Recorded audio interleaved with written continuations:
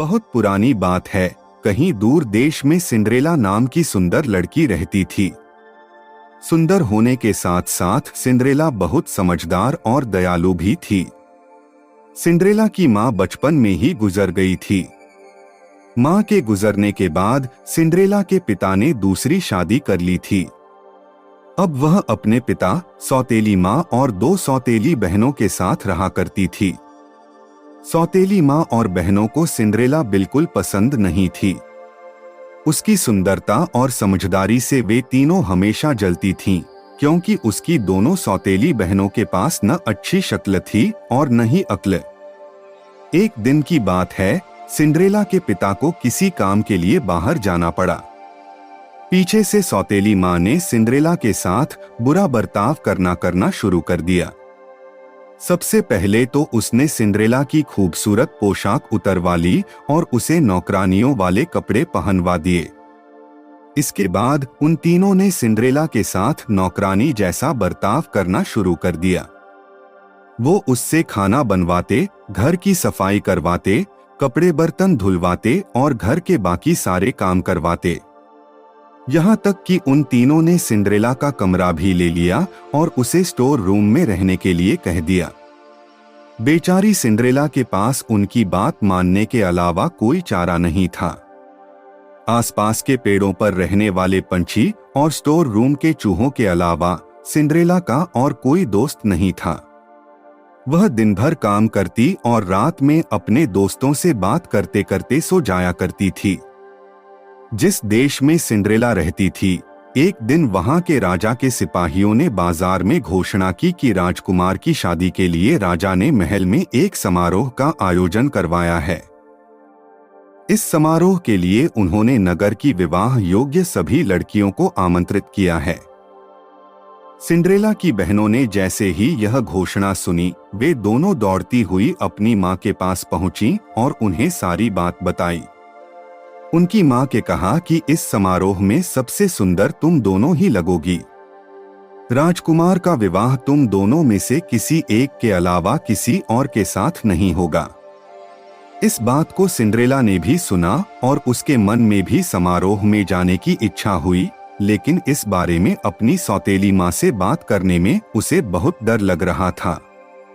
उसकी सौतेली मां और बहनें समारोह में जाने की तैयारी करने लगीं। उन्होंने नए कपड़े सिलवा लिए और नए जूते भी खरीद लिए। वो दोनों हर रोज इस बात का अभ्यास करती थीं कि जब वो राजकुमार से मिलेंगी तो क्या बात करेंगी और कैसे बात करेंगी। आखिरकार समारोह का दिन आ ही गया। दोनों बहनें समारोह में जाने के लिए बहुत उत्साहित थीं। उन दोनों ने सुबह से ही समारोह में जाने की तैयारी शुरू कर दी थी। सिंड्रेला ने भी अपनी दोनों बहनों की मदद की। अपनी बहनों को पूरी तरह तैयार करने के बाद सिंड्रेला ने बहुत हिम्मत जुटाई और अपनी सौतेली मां से पूछा कि मां, अब मैं भी विवाह योग्य हो गई हूं, क्या मैं भी समारोह में जा सकती हूं? यह सुनकर वे तीनों जोर जोर से हंसने लगी और कहा, राजकुमार को अपने लिए पत्नी चाहिए, नौकरानी नहीं। यह कहकर वो तीनों वहां से चली गईं। उनके जाने के बाद सिंड्रेला बहुत उदास हो गई और रोने लगी। तभी उसके सामने एक तेज रोशनी आई, जिसमें से एक परी निकली। परी ने सिंड्रेला को अपने पास बुलाया और कहा, मेरी प्यारी सिंड्रेला, मैं जानती हूं कि तुम क्यों दुखी हो, लेकिन अब तुम्हारे मुस्कुराने का समय आ गया है। तुम भी उस समारोह का हिस्सा बन पाओगी। इसके लिए मुझे सिर्फ 1 कद्दू और 5 चूहों की जरूरत है। सिंड्रेला कुछ समझ नहीं पाई, लेकिन फिर भी उसने बिल्कुल वैसा ही किया जैसा परी ने कहा। वह दौड़ती हुई किचन में गई और एक बड़ा सा कद्दू उठा लाई।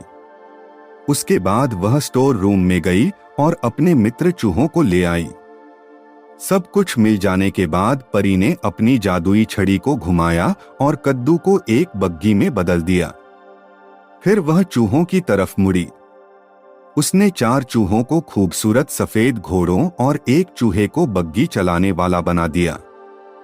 यह सब देखकर सिंड्रेला को अपनी आंखों पर विश्वास नहीं हुआ। इससे पहले कि वह कुछ पूछ पाती, परी ने अपनी छड़ी घुमाई और सिंड्रेला को एक खूबसूरत राजकुमारी की तरह सजा दिया। उसके शरीर पर एक बहुत सुंदर गाउन था और पैरों में चमचमाते जूते। वह समारोह में जाने के लिए पूरी तरह तैयार थी और इस खुशी से वह फूली नहीं समा रही थी।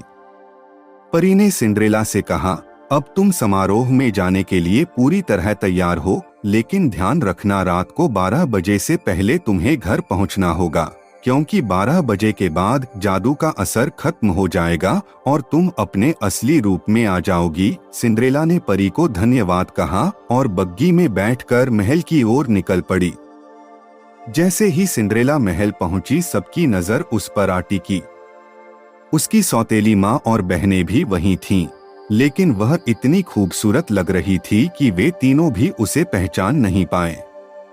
तभी सिंड्रेला ने देखा कि राजकुमार सीढ़ियों से उतरते हुए नीचे आ रहे हैं। सब लोग उनकी तरफ देखने लगे। जैसे ही राजकुमार की नजर सिंड्रेला पर पड़ी, वे उसे देखते ही रह गए। समारोह में मौजूद सभी राजकुमारियों के पास न जाकर राजकुमार सीधे सिंड्रेला के पास आए और अपना हाथ उसकी ओर बढ़ाते हुए कहा कि राजकुमारी, क्या आप मेरे साथ डांस करना पसंद करेंगी? सिंड्रेला ने शर्माते हुए अपना हाथ राजकुमार के हाथ में दे दिया और दोनों डांस करने लगे। सिंड्रेला राजकुमार के साथ डांस करते करते इतना खो गई कि उसे समय का ध्यान ही नहीं रहा। तभी अचानक उसकी नजर दीवार पर लगी घड़ी पर गई। 12 बजने वाले थे और सिंड्रेला को परी की बात याद आ गई। परी की चेतावनी याद आते ही वह घबरा गई और राजकुमार को वहीं छोड़कर भाग गई। सिंड्रेला को इस तरह अचानक भागता देख राजकुमार उसके पीछे पीछे दौड़े। हड़बड़ी में दौड़ने की वजह से सिंड्रेला का एक जूता निकल गया और महल के बाग में ही छूट गया।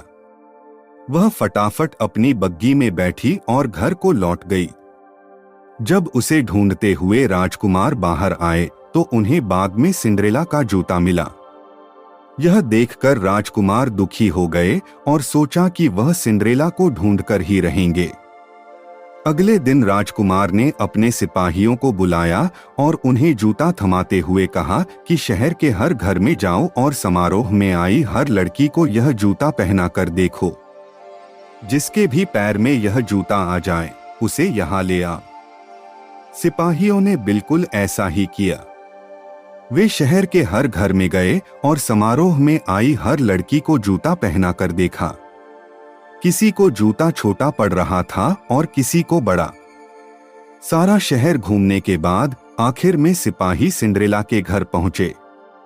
जैसे ही सिंड्रेला ने सिपाहियों को देखा तो वह समझ गई कि ये राजकुमार के कहने पर आए हैं और वह खुशी से दरवाजे की तरफ दौड़ी। उसी समय उसकी सौतेली माँ ने उसका रास्ता रोक लिया। सौतेली माँ ने सिंड्रेला से पूछा, तुम कहाँ चली? सिपाही उस लड़की के लिए आए हैं जो कल रात समारोह में थी। तुम तो कल आई ही नहीं थी, तो तुम नीचे जाकर क्या करोगी? ऐसा कहकर उन्होंने सिंड्रेला को स्टोर रूम में बंद कर दिया और चाबी अपनी जेब में रख ली।